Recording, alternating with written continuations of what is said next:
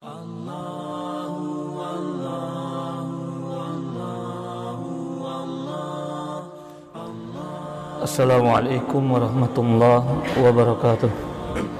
Innal hamdalillahi rabbil arbab wa musabbibil asbab wa khaliqi khalqihi min turab ghafiridz dzambi wa qabilit taubi syadidil iqab.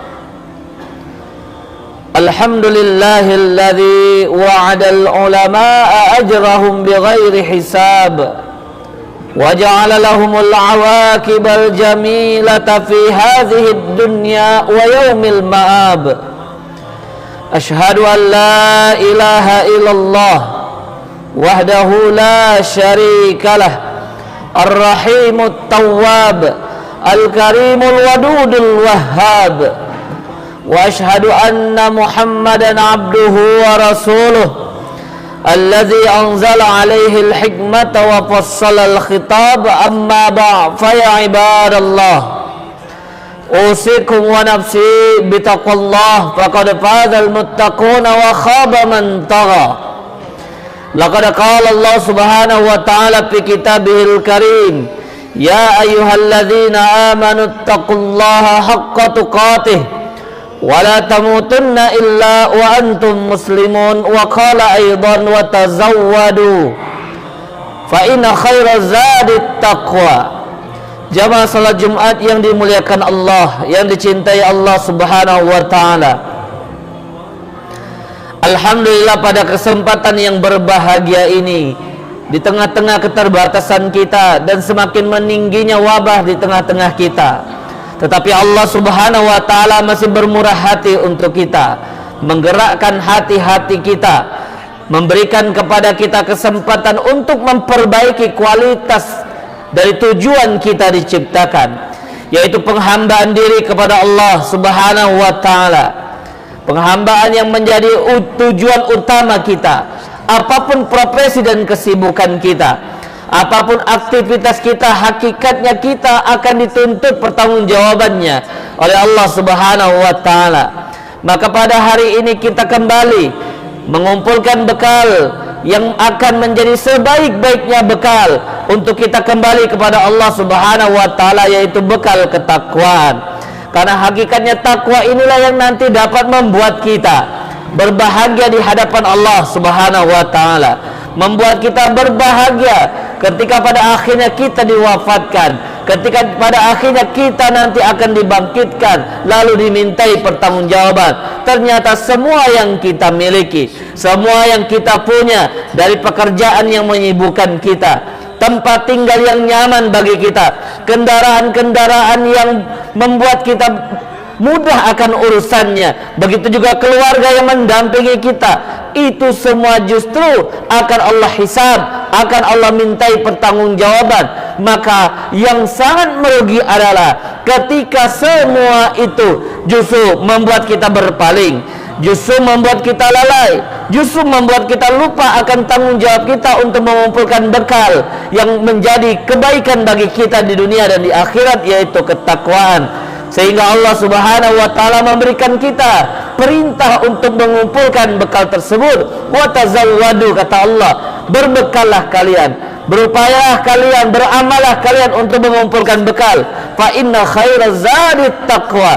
Tetapi hakikatnya yang harus kita sama-sama pahami bahwa sebaik-baiknya bekal untuk kita kembali kepada Allah subhanahu wa ta'ala adalah bekal ketakwaan.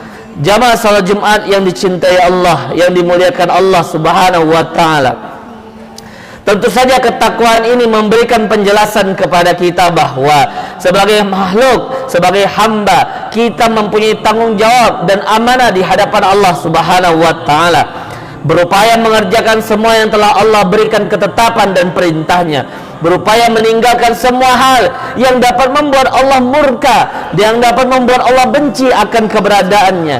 Itulah hakikat dari ketakwaan itu sendiri, yang selaras dengan makna ibadah sebagaimana yang dijelaskan oleh para ulama ketika Allah subhanahu wa ta'ala memastikan bahwa tujuan kita dicipta hanya untuk beribadah. Karena hakikatnya ibadah menurut para ulama adalah melakukan semua hal yang Allah berikan kepada kita cintanya, yang Allah berikan kepada kita keridhaannya. Karena itulah tujuan hakikat sebenarnya ketika Allah cukupkan bagi kita semua bentuk kenikmatan untuk menjalani kehidupan di muka bumi ini. Oleh karena itu, amanah yang sangat besar adalah ketika kita berupaya menjadikan dunia kita baik, menjadikan akhirat kita baik, hasanah dunia kita, hasanah akhirat kita, dan puncaknya kita berupaya agar terhindarkan dari azab Allah, terhindarkan dari azab yang kekal, yaitu azab neraka, sebagaimana yang telah dianjurkan, sebagaimana yang telah diajarkan ketika kita setiap doa-doa kita memohon kepada Allah Subhanahu wa taala, Rabbana, ya Allah, ya Tuhan kami, atina, karuniakanlah bagi kami fid dunya hasanah, di dunia kami kebaikan, baik sebagai suami, baik sebagai orang tua, baik sebagai rekan kerja, baik sebagai tetangga, baik sebagai hamba secara keseluruhannya, wabil akhirati hasanah, dan baik pula di akhiratnya. Lalu puncaknya adalah kita mohon kepada Allah, waqina azabannar, cegahkanlah kami dari azab api neraka. Jemaah salat Jumat yang dimuliakan Allah, yang dicintai Allah, itulah doa yang sering kita munajatkan kepada Allah. Tapi ternyata terkadang faktanya ketika kita memohon kepada Allah, ketika kita meminta kepada Allah, bermunajat agar dikaruniakan kebaikan dunia, kebaikan akhirat, agar dicegahkan dari azab api neraka, tetapi terkadang permohonan itu tidaklah selaras dengan amal perbuatan yang kita lakukan, tidaklah selaras dengan perbuatan-perbuatan yang terus kita lakukan. Terkadang perbuatan kita justru membuat kita semakin dekat dengan neraka, nauzubillah, semakin membuat kita dekat kepada kemusnahan, semakin membuat kita dekat kepada kebinasaan, dekat kepada sengsaraan yang kekal, yaitu neraka Allah Subhanahu wa taala. Terkadang kita memohon kepada Allah akan kebaikan dunia dan akhirat, tetapi ternyata terkadang tanpa kita sadari, amalan-amalan kita justru membuat kita semakin buruk dunianya, justru membuat kita semakin buruk akhiratnya, karena tidaklah melakukan amalan-amalan dengan keikhlasan yang menunjukkan bahwasanya ia sangat bergantung dan sangat menyandarkan segala urusannya hanya kepada Allah dan untuk Allah Subhanahu wa taala semata. Oleh karena itu yang menjadi pertanyaan bagi kita, amalan apa saja yang dapat membuat kita membuktikan, yang dapat membuat kita mengupayakan amalan tersebut untuk menunjukkan bahwasanya benar ketika kita mohon kepada Allah Subhanahu wa taala akan baik, agar baik akhirat kita, ketika kita meminta kepada Allah Subhanahu wa taala agar baik akhirat kita, ketika kita meminta kepada Allah agar terhindarkan kita dari azab api neraka. Apa amalan yang dapat membuat kita mewujudkan permohonan tersebut, atau amalan yang menunjukkan bahwasanya benar keikhlasan kita, benar ketulusan kita memohon kepada Allah dengan doa-doa tersebut? Sangat banyak amalan-amalan yang bahkan diterangkan oleh Allah Subhanahu wa taala di dalam Al-Qur'an. Tapi setidaknya pada kesempatan yang berbahagia ini ada dua amalan yang dapat membuktikan bahwasanya benar kita ingin menjadi pribadi atau menjadi hamba yang baik dunia akhiratnya, tercegahkan dari azab api neraka. Amalan yang pertama adalah berdoa, memperbanyak mohon kepada Allah Subhanahu wa taala. Bahkan di tengah wabah ini, bisa jadi ketika kita tidaklah berakhir wabah dari tengah-tengah kita, bisa jadi hati kita masih terselimuti dengan rasa bahwasanya kita bisa bertahan, masih kita bisa bertahan tanpa pertolongan dari Allah Subhanahu wa taala, sehingga seharusnya kita menunjukkan betapa kita sangat butuh kepada Allah. Dan di antara caranya adalah memperbanyak doa, memperbanyak munajat kepada Allah Subhanahu wa taala. Dan ternyata doa telah Allah gambarkan di dalam Al-Qur'an sebagai amalan ibadah yang menjadi inti dari pelaksanaan ibadah-ibadah yang lainnya. Karena hakikatnya salatnya kita, hakikatnya zakatnya kita, hajinya kita, puasanya kita, poin dari ibadah-ibadah tersebut adalah sehingga kita menggantungkan diri, sehingga kita memohon, sehingga kita meminta hanya kepada Allah Subhanahu wa taala. Ini juga telah tergambarkan di dalam surat Maryam ayat yang keempat. Nabi Zakaria telah menekankan kepada kita, memberikan kesaksian yang kesaksiannya dikekalkan oleh Allah di dalam Al-Quran, mengatakan bahwa walam akun bidu'aika rabbi syaqiyya, ya Allah, walam akun, dan aku tidak pernah mendapati, bidu'aika, dengan memohon kepadamu, dengan berdoa kepadamu, dengan bermunajat kepadamu, rabbi syaqiyya, ya Allah, Tuhanku, kehidupanku menjadi binasa, kehidupanku menjadi sengsara, kehidupanku menjadi sia-sia. Ini menunjukkan bahwa berdoa justru adalah amalan ibadah, bukan tentang apakah dikabulkan atau tidaknya, tetapi bahkan kita merasa dengan berdoa itu justru kita melakukan amalan sebagai hamba, yang menunjukkan betapa kita tidak dapat melakukan apapun kecuali atas kehendak dan izin dari Allah. Justru berdoa tersebut adalah ibadah yang semakin menunjukkan kita sangat bergantung dan sangat menggantungkan harapan hanya kepada Allah Subhanahu wa ta'ala. Inilah amalan yang bahkan di tengah wabah ini justru menjadi amalan yang harus kita upayakan, karena sesungguhnya dengan ataupun tanpa wabah pada akhirnya kita akan diwafatkan dan dimintai pertanggungjawaban, dan kita memohon kepada Allah agar kita termasuk orang-orang yang hasanah dunia, hasanah akhiratnya, dan tercegahkan dari azab api neraka. Di antara amalannya dengan memperbanyak munajat dan doa kepada Allah.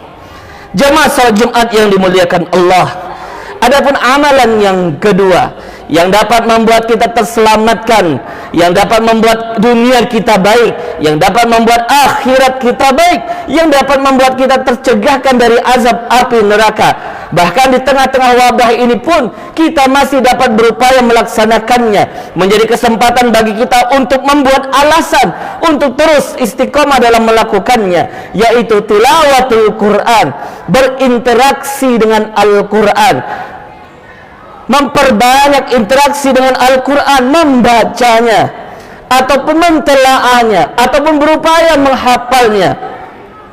Karena di antara amalan yang dapat mencegahkan dari kesengsaraan dunia dan di akhirat justru adalah dengan banyak-banyak bermuamalah, berinteraksi dengan Al-Quran. Kita semua mengetahui fakta, ternyata Al-Quran itu justru adalah pedoman bagi kita orang-orang yang bertakwa. Tetapi semakin kita mempunyai kesibukan, semakin kesibukan itu menjadi alasan untuk kita meninggalkan interaksi dengan Al-Quran. Sedangkan cita-cita kita akan bahagia dunia akhirat, cita-cita dan keinginan kita agar terselamatkan dari neraka dan dimasukkan ke dalam surga, tetapi justru kita meninggalkan perkara, kita meninggalkan hal yang dapat menuntun kita, yang dapat menjadi pedoman kita agar selamat dunia dan akhirat, yaitu Al-Quran. Itu ditekankan oleh Allah Subhanahu wa ta'ala dalam surat Toha ayat 123. Allah memastikan kepada kita dengan kata-kata yang memiliki syarat, famanit taba'a hudaya, maka barang siapa yang mengikuti petunjukku, kata Allah, hudaya yaitu petunjukku yang berupa Al-Quran, karena hakikatnya Al-Quran hudan lil muttaqin, petunjuk bagi orang-orang yang bertakwa. Famanit taba'a hudaya fala yadillu wala yashqa, barang siapa yang mengikuti petunjukku, yang berinteraksi dengan Al-Quran, kata Allah, fala yadillu, dunianya tidak akan sesat, dunianya tidak akan sengsara, wala yashqa, akhiratnya tidak akan menjalani kehidupan dengan kesulitan. Jamaah salat Jumat yang dicintai Allah, yang dimuliakan Allah, itulah dua amalan yang seharusnya tengah wabah ini, dalam kondisi seperti ini yang kita terbatas untuk melaksanakan banyak hal, justru dua amalan ini menjadi amalan yang harus kita utamakan. Justru dua amalan ini menjadi kesempatan bagi kita untuk benar-benar mewujudkan baik dunia kita, baik pula akhirat kita. Semoga Allah Subhanahu wa ta'ala memberikan kebaikannya untuk kita semuanya, memberikan perlindungannya bagi kita semuanya, keistiqomahan di dalam hati kita, kita diwafatkan dalam keadaan husnul khatimah. Dan di antara amalan yang kita upayakan adalah dengan banyak memohon kepada Allah, dengan banyak berdoa kepada Allah, dan juga memperbanyak interaksi dengan Al-Quran. Barakallahu li wa lakum fil Qur'anil azim, wa nafa'ani wa iyyakum bima fihi minal ayati wa dzikril hakim. Aqulu qauli hadza wa astaghfirullahal azim li wa lakum fastaghfiruh innahu huwal ghafurur rahim.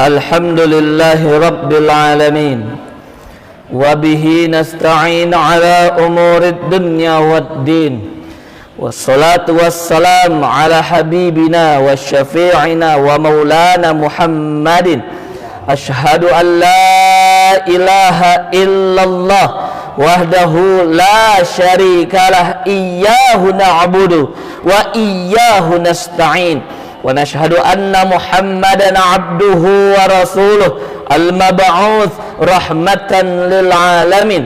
Allahumma salli wa sallim ala habibina wa syafi'ina wa maulana Muhammadin wa ala alihi wa ashabihi wa atba'ihi ila yaumiddin, amma ba'd. Fa ya ibadallah ittaqullaha haqqa tuqatih wa la tamutunna illa wa antum muslimun. Laqad qala Allah subhanahu wa ta'ala fi kitabihil karim, ya ayyuhalladzina amanu ittaqullaha haqqa tuqatih wa la tamutunna illa wa antum muslimun. Wa qala aidan, faman ittaba'a hudaya fala yadhillu wa la yashqa. Walaqad amarana Allah subhanahu wa ta'ala bis salatu wassalamu ala rasulih Muhammad sallallahu alaihi wasallam haitsu qala fi kitabih innallaha wa malaikatahu yusalluna 'alan nabi ya ayyuhalladzina amanu sallu 'alaihi wa sallimu taslima. Allahumma salli ala sayyidina Muhammad wa ala ali sayyidina Muhammad. Allahumma ighfir lil muslimina wal muslimat wal mu'minina wal mu'minat al ahya'i minhum wal amwat innaka sami'un qaribun mujibu da'wat ya qadiyal hajat innaka ala kulli syai'in qadir. Allahumma inna nas'aluka ya Allahul ahadus samad alladzi lam yalid wa lam yulad wa lam yakul lahu kufuwan ahad an taghfir lana dhunubana innaka antal ghafurur rahim. Allahumma inna nas'aluka at-tuqa wal afafa wal ghina. Allahumma inna nas'aluka as-sihhata wal afiyah. Allahumma inna nas'aluka tamamal afiyah. Allahumma inna nas'aluka husnal khatimah. Allahumma tawaffana wa anta radin anna ya Allah ya Rabbana ya Rabbal alamin. Allahumma irfa'na al-waba wal bala. Allahumma hafazna wal muslimin min kullil waba wal bala. Allahumma salimna wal muslimin min kullil waba wal bala ya Allah ya Rabbal alamin. Rabbana taqabbal minna innaka antas sami'ul alim wa tub alaina innaka antat tawwabur rahim. Rabbana atina fid dunya hasanah wa fil akhirati hasanah wa qina adzaban nar bi fadli subhana rabbika rabbil izzati amma yasifun wa salamun alal mursalin walhamdulillahi rabbil alamin. Ibadallah, innallaha ya'muru bil adli wal ihsan wa ita'i dzil qurba wa yanha 'anil fahsya'i wal munkari wal bagyi ya'izukum la'allakum tadhakkarun. Fadhkurullahal azim yazkurkum was'aluhu min fadli yu'tikum wa la dzikrullahi akbar. Allah